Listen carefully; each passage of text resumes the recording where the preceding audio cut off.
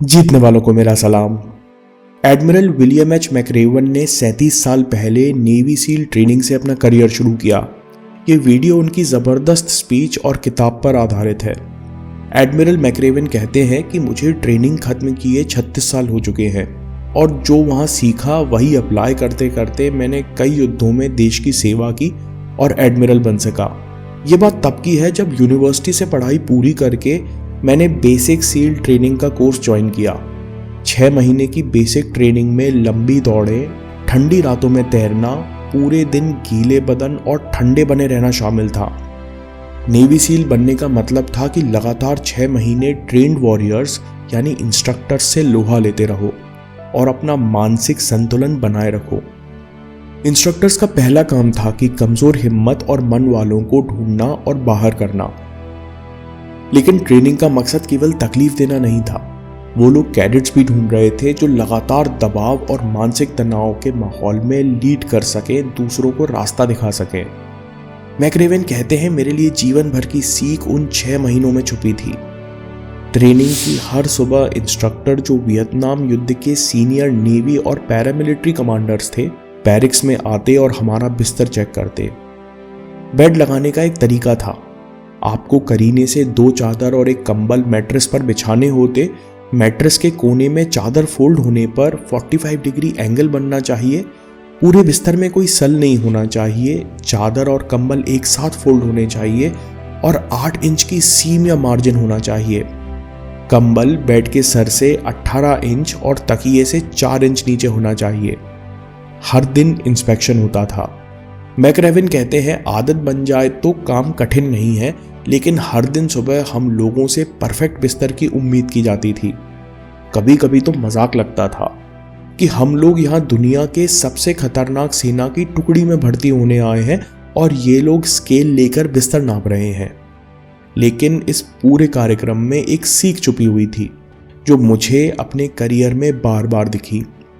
अगर सुबह उठकर एक कैडेट या आप इस तरह अपना बिस्तर बना सकते हो तो आपने अपना एक काम सफलतापूर्वक निपटा लिया। और एक टास्क की कामयाबी 10 टास्क की कामयाबी में जल्दी बदल सकती है, क्योंकि सुबह सुबह परफेक्शन से काम करने का माइंडसेट बन जाता है। बिस्तर लगाने से मैंने सीखा कि लाइफ में छोटी छोटी चीज़ें कितना मायने रखती हैं। अगर नेवी सील हर दिन परफेक्शन से बिस्तर नहीं लगा सकता तो बड़े मिशन परफेक्शन से क्या पूरे करेगा। मैकरेवन कहते हैं, अगर मान लो कि आपका दिन बिगड़ भी जाए तो बना हुआ परफेक्ट बिस्तर आपको कल के लिए मोटिवेट करेगा। सील ट्रेनिंग के समय स्टूडेंट्स को बोट क्रू या टीम में डिवाइड कर दिया जाता है। एक क्रू में 7 स्टूडेंट्स होते हैं। 3 नाव में एक तरफ बैठते हैं और 3 दूसरी तरफ, और बीच में होता है कॉक्सवेन यानी बोट्स का ड्राइवर, जिसके इशारे पर सब चप्पू चलाते हैं। हर दिन आपको क्रू के साथ मीलों समुद्र के अंदर जाना होता है। सर्दियों में सर्फ यानी समुद्र की सबसे बड़ी वेव 10 फीट ऊंची होती थी और हल्की रबर की डिंगी ऊंची लहरों से पलट जाती। बोट तब तक वेव नहीं भेज सकती जब तक वो नाक के सीध में सर्फ को न चीर दें। इसका मतलब हर चप्पू कॉक्सवेन के इशारे पर चलना चाहिए और दोनों तरफ बराबर फोर्स लगना चाहिए, नहीं तो बोट एक तरफ मुड़ जाएगी और कोने से पलट जाएगी। जब तक सब उसमें मिलकर कोऑर्डिनेशन से अपनी पूरी जान न लगा दें, तब तक बोट सर्फ यानी सबसे बड़ी वेव पार नहीं कर सकती थी। ये सीख हर दिन हर सील के अंदर उतार दी जाती है। आपको सबकी मदद चाहिए, सबसे सामंजस्य बिठाना पड़ेगा और सबकी मदद करनी पड़ेगी, तभी कुछ बड़ा हासिल कर पाएंगे। कुछ ही हफ्तों में सील क्लास 150 लोगों से 35 की हो गई। अब 7 लोगों की 5 टीमें बची थीं। मैकरेवन कहते हैं, मेरी टीम में सब लंबे थे, लेकिन सबसे बढ़िया टीम सबसे छोटे हाइट वाले स्टूडेंट्स की थी। इनमें कोई भी 5 फुट 5 इंच से लंबा नहीं था और इस टीम में एक अमेरिकन इंडियन, एक अफ्रीकन अमेरिकन, एक ग्रीक अमेरिकन और 2 इटालियन अमेरिकन थे। सब इनके साइज और अलग अलग रेसेस से होने का मजाक उड़ाते, लेकिन ये टीम बाकी चारों को हर बार पछाड़ती। नेवी सील ट्रेनिंग बहुत बड़ा इक्वलाइज़र है। पानी में फ़र्क नहीं पड़ता कि आप कितने लंबे हो या आप कहाँ से आए हो। जिसके अंदर जितनी इच्छा होगी वो उतना तेज जाएगा। पूरे दिन में कई फिजिकल टास्क होते थे, swimming, running, group exercises, obstacle course, जो स्टूडेंट्स को उसकी शारीरिक और मानसिक सीमा तक ले जाते। हर एक्टिविटी का स्टैंडर्ड था, उसे रिकॉर्ड समय या तरीके से पूरा करना होता। अगर आपकी परफॉर्मेंस बिलो स्टैंडर्ड रही तो दिन के अंत में आपको सर्कस में बुलाया जाता था, जहां पर अगले 2 घंटे लगातार एक्सरसाइज होती। सर्कस का एक ही गोल था, आपको शारीरिक तौर पर तोड़ देना और उस समय ट्रेनिंग छोड़ने का लालच देना। बस 1 घंटी बजानी होती थी, जब पूरा शरीर दर्द करता था, सर घूमने लगता था, तब केवल मानसिक शक्ति ही आपको बचा सकती है। कोई भी सर्कस नहीं चाहता था।